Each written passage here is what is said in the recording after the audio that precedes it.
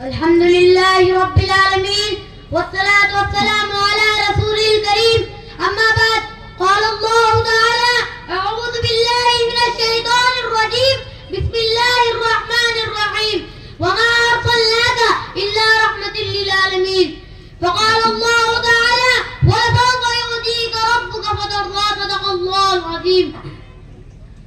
Stage पर मोहतरम सामाईन अस्सलामु अलैकुम व रहमतुल्लाहि व बरकातुहू।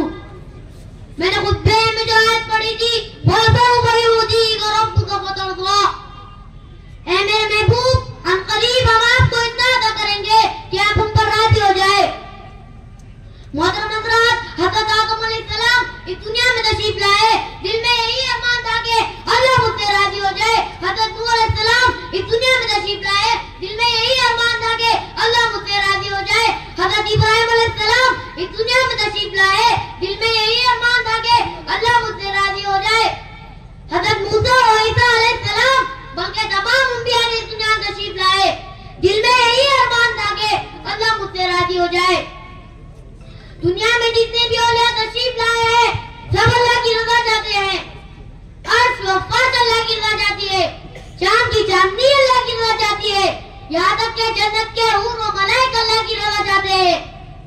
लेकिन अल्लाह अपने महबूब की रज़ा चाहता है।